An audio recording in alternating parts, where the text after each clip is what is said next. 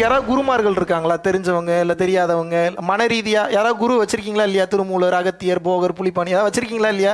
வச்சிருக்கீங்க. இஷ்ட தெய்வம் யாராவது வச்சிருக்கீங்களா இல்லையா? எனக்கு இவங்கெல்லாம் இஷ்ட தெய்வம் இருக்கா இல்லையா? இருக்கு. தேவதை யாராவது? ஏன்னா இந்த தேவதை வழிபாட்டில் இருக்கேங்க. சிவதூதி நித்யாவை கும்பிட்றேன், நீல பதாகா நித்யாவை கும்பிட்றேன், இல்லை ராஜமாதங்கியை கும்பிட்றேன், இல்லை பார்த்தீங்கன்னா நிறையா இருக்காங்க.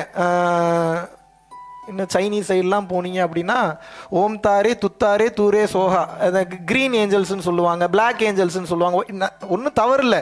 இந்த மாதிரி ஏதோ ஒரு உங்களை மீறிய சக்தி மேலே உங்களுக்கு நம்பிக்கை இருக்கா இல்லையா?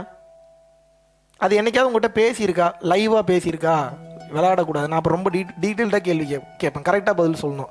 சும்மா மெடிடேட் பண்ணாங்க, இப்படி தொட்டாங்க, கேட்டாங்க, அப்படியே ஒரு ஸ்மெல் அடிச்சதுங்க, அப்படியே காதல், இதெல்லாம் இந்த கதையெல்லாம் ஆகாது. அதெல்லாம் நடந்தாலும் பரவாயில்ல. டைரெக்டாக பேசுனாங்களா? இப்போ நான் பேசுகிற மாதிரி பேசுனாங்களா? உங்கள் பேர் மணிகண்டனா? மணிகண்டன் வணக்கம், நீ கூப்பிட்டதுனால வந்துட்டேன், சொல்லு என்ன பிரச்சனை, இப்படி பேசுனாங்களா? ஏன் பேசலை? நீங்கள் பேசுனது அவங்க காதுக்கு கேட்கலன்னு எடுத்துக்கலாமா? நீங்கள் நினச்ச உடனே முன்னாடி வந்துடும் அந்த எனர்ஜி, ஆனால் விளையாடும், உடனேலாம் பேசாது. நீ என்ன அவ்வளோ பெரிய ஆளா, இன்னும் கதறுன்னு உங்களை. இந்த எம்டன் மகன் படத்தில் வடிவேலு சொல்லுவான், நல்ல டைலாக், என்னடா எங்கள் அப்பனை கொண்டுட்டீங்களடா, ஏன்டா என்னாச்சு, எவ்வளோ அழுதாலும் அழுக விட்டு வேடிக்கை பார்ப்பான்டா எங்கள் அப்பன்ற மாதிரி. நோட் பண்ணியிருக்கீங்களா அந்த டைலாக்? ஏன்டா இதில் என்னடா ஒரு பெரிய பெருமை, அழுகிற குழந்தைய ஒரு புள்ள அழுகுதுன்னா ஒரு அப்பன் கன்சோல் பண்ணணும். ஆனால் வடிவேலு பாருங்க, எவ்வளோ அழுதாலும் அழுக விட்டு வேடிக்கை பார்ப்பான்டா எங்கள் அப்பன் அப்படின்னா என்ன அர்த்தம்? இன்னும் படுன்னு அர்த்தம். உங்களுடைய இஷ்ட தெய்வம், உங்களுடைய குருமார்கள்லாம் உங்களை அப்படித்தான் பார்ப்பாங்க. ஏன் அப்படின்னா, இன்னும் உனக்கு ஏதோ ஈகோ கொஞ்சம் ஒட்டிகிட்டு இருக்குது, இன்னும் கொஞ்சம் திமிரு பண்ணுறியே நீ, அது வரைக்கும் பேச மாட்டாங்க. சரி, நாங்கள் என்னங்க பண்ணுறது? Honesty is the most important thing. நேர்மை ரொம்ப ரொம்ப முக்கியம். உங்கள் இஷ்ட தெய்வமோ உங்கள் குருவோ பேசணுன்னா போங்க, உட்காருங்க, விளக்க பற்ற வைங்க. எந்த நெருப்பு எங்கே கொளுத்துனாலும் அங்கே இறைவன் வந்துடுவார். இறைவன் அனைத்திற்குள்ளும் இருக்கிறார், ஜோதியாக இருக்கிறார். கொளுத்துங்க, உட்காருங்க, எந்த டைம் வேணாலும் உட்காருங்க, ஒரு டிஸ்டர்பன்ஸ் இருக்கக்கூடாது. நீங்களும் உங்களுக்கு பிடித்த அந்த இறைவனை மட்டும்தான், இல்லை நீங்களும் உங்களுக்கு பிடித்த அந்த அருட்சக்தி மட்டும்தான். அழுங்க, உட்காந்து, எனக்கு தெரியல, அழுங்க, கண்ணீர் விட்டு அழுங்க, உருண்டு பிறண்டு கதறுங்க. எனக்கு தெரியல, எனக்கு புரியலை, இது ஏன் நடக்குதுன்னு தெரியல. அறிவாளித்தனமாக போய் உனக்கெல்லாம் அறிவு இருக்கான்னு கேட்கக்கூடாது. எனக்கு அறிவு இல்லைன்னு அது அமைதியாக உட்காந்துக்கும். என்ன பண்ணணும்? கெஞ்சணும், கதறணும்.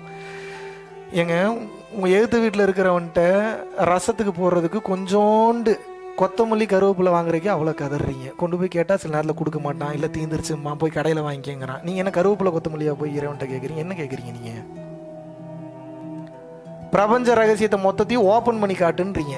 என்னன்னு கேட்குறீங்க? உண்மையை தெரிஞ்சுக்கணுன்னா என்ன அப்படின்னா, ஒரு பேர் அழகிக்கிட்ட போய் நின்று உன்னை நான் முழுசாக பார்க்கணும், ட்ரெஸ் எல்லாம் அவருன்னு சொல்கிறக்கு ஈக்குவல். எந்த பொண்ணு அவுப்பா நீங்கள் சொல்லுங்கள்? இயற்கை என்பவள் தாய், இயற்கை என்பவள் இயற்கை அன்னை. இதில் பெரிய பியூட்டின்னா ஒரு பொண்ணு அப்படி அவுத்து காட்ட மாட்டா, அவளை திமிரோட போனீங்கன்னா. ஆனால் இயற்கை அன்னை உண்மையான அன்போடு காமம் இல்லாமல் பார்ப்பவனுக்கு தனது மொத்த அழகையும் விரித்து காமிக்கிறதுக்கு தயார் நிலையில் இருக்கா. அதுதான் இயற்கை அன்னை. அவங்க என்ன எதிர்பார்க்குறாங்கன்னா, முதல்ல உங்கள்கிட்ட ஹானஸ்டியை தான் எதிர்பார்க்குறாங்க. விச் மீன்ஸ், நீங்கள் எவ்வளோ பெரிய குடியாரனாலும், எவ்வளோ பெரிய கொலைகாரனாலும், எவ்வளோ பெரிய கொள்ளைக்காரனாக இருந்தாலும் அந்த தெய்வத்துக்கு அது முக்கியம் இல்லை. நான் இப்படி கொலை பண்ணியிருக்கேன், நான் இப்படி கொள்ளையடிச்சிருக்கேன், நான் இதெல்லாம் பண்ணியிருக்கேன், நான் இத்தனை பேரை காயப்படுத்தியிருக்கேன், எனக்கு புரியுது, பட் திருந்துறதுக்கு வழி தெரியல, எனக்கு உதவி பண்ணுன்னு சொல்லி நேர்மையாக ஏற்றுக்கணும். முதல்ல கன்ஃபஸ் பண்ணணும். நீங்கள் பண்ண தப்பெல்லாம் உட்காந்து கன்ஃபஸ் பண்ணணும். இது சர்ச்சு பாஸ்டர்கிட்ட போய் கன்ஃபஸ் பண்ணுற மாதிரி இல்லை, ஹானஸ்ட்டாக கன்ஃபஸ் பண்ண. நீ சர்ச் பாஸ்டர்கிட்ட கூட ஒரு சில விஷயத்த மறைச்சிருவீங்க. இறைவன்கிட்ட அப்படி இருக்கவே கூடாது. எல்லாத்தையும் வெளிப்படையாக சொல்லணும். எனக்கு புரியுது, நான் பண்ணது தப்பு தான், என்னால் மாற முடியல, என்னால் திருந்த முடியல, எனக்கு உதவி பண்ணு, தயவு செய்து உதவி பண்ணுன்னு அழுங்க. பேசுங்க, பேசுங்க, பேசிக்கிட்டே இருங்க. கேளுங்க. மற்ற ஆட்கள் மாதிரி கனவுல வந்தெல்லாம் உணர்த்தாதீங்க. பேசுங்க, என்கிட்ட டைரெக்டாக பேசுங்க. You should talk with me. பேசுங்க, எனக்கு கேட்குற மாதிரி பேசுங்க, எனக்கு புரிகிற மாதிரி பேசுங்க. சும்மா இந்த சீன்லாம் காட்டாதீங்க, எனக்கு பேசுங்க. நீங்கள் இருக்கீங்கன்னு எனக்கு தெரியும். பேசு. டெய்லியும் டார்ச்சர் பண்ணுங்கள். உண்மையான ஹானஸ்டியோட உங்கள் அப்பா உங்கள் அம்மா கிட்ட போய் பேசுகிற மாதிரி. உங்கள் இஷ்ட தெய்வத்திட்ட தானே போய் பேசுகிறீங்க, ஏன் இஷ்ட தெய்வத்திட்ட வந்தால் பேசுகிறீங்க? உங்கள் இஷ்ட தெய்வத்துக்கிட்ட உங்களுக்கே ஒரு கனெக்ட் இல்லைன்னா அப்புறம் எப்படி? ஹானஸ்ட்டாக போய் உட்காந்து பேசுங்க. உண்மைத்தன்மையோட நேர்மையாக போய் உட்காந்து பேசுங்க, அழுங்க, கதறுங்க. எனக்கு இது புரிய வை, புரிய வை, புரிய வை, எனக்கு தெரியல, நான் நிறைய பிரச்சனையில் மாட்டிகிட்டு இருக்கேன், எனக்கு சொல்யூஷன் கொடு, எனக்கு ஆன்சரை கொடு, இந்த ஞானத்தை எனக்கு விளங்க வை, தயவு செய்து விளங்க வை. அந்த வேகம் உங்களுக்கு இருக்கா? கொஞ்ச நாள் பதிலே வராது. ஆனால் உங்களுடைய முயற்சியை மட்டும் விடவே விடாதீங்க. எத்தனை மாதமானாலும் எத்தனை வருடமானாலும் இந்த டாக்கை விட்டுறக்கூடாது. கேட்டுக்கிட்டே இருங்க, பதில் வரும் ஒரு கட்டத்துக்கு மேலே. என்னை நம்புங்க, 200% பதில் வரும். லைவா பேசுவாங்க.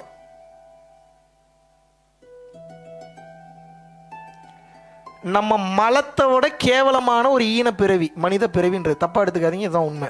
மலத்தை விட கேவலமான ஒரு ஈன பிறவி தான் மனித பிறவி. அவங்க அதெல்லாம் கடந்து தெய்வீக நிலையில வேற டைமென்ஷன்ல இருக்கிறாங்க. இப்போ அந்த டைமென்ஷன்ல இருந்து இந்த டைமென்ஷன், இந்த பிசிக்கல் ரியாலிட்டிக்கு வரணும்னா அவங்களுக்கு ப்ரோட்டோகால்ஸ் ரொம்ப ஜாஸ்தி. புரிஞ்சுங்க, உங்களுக்கு டெக்னிக்கல் டேர்ம்லேயே சொல்கிறேன். அப்படிலாம் டக்குன்னெலாம் வந்து அப்பியர் ஆக முடியாது. ஏன் அப்படின்னா அவங்களோட ஹையர் அஃபிஷியல்ஸுக்கு அவங்க ஆன்சர் பண்ணணும். நீ எதுக்கு இப்போ அவன் கூப்பிட்டோன்னே போனேன்னு. ஏன்? அவன் ரியலைசேஷனில் இருக்கான், அனுபவத்தில் இருக்கான். நீ எதுக்கு போய் அவனுக்கு ஹெல்ப் பண்ணன்னு கேட்பாங்க. அப்படி கேட்கும் போது இவங்களுக்கு பதில் சொல்கிறதுக்கு இருக்கணும். இவ்வளோ நாள் கதறி இருக்கான், உண்மையாகவே பாருங்கள், நீங்களே பாருங்கள், இவ்வளோ நாள் கதறி இருக்கான். நான் போகாமல் வேறு யார் போகிறதுனா then they will get the permission to reach you and speak with you. நீங்கள் எதுவுமே பண்ணாமல் எந்த இறைவன் உங்களுக்கு இறங்கி வந்து உதவி பண்ணுவார்?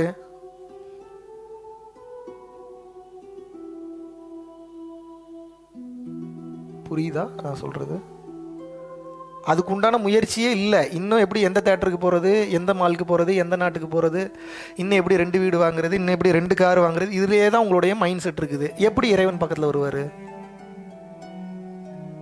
இன்னும் பிற உயிர்களை கொன்று தின்னுட்டு இருக்கீங்க, பிற உயிர்களை சாவடிச்சுட்டு இருக்கீங்க, மன ரீதியாக காயப்படுத்துறீங்க, உடல் ரீதியாக காயப்படுத்துறீங்க. இறைவன் எங்கேருந்து வந்து உங்களுக்குலாம் உதவி பண்ணுவார்?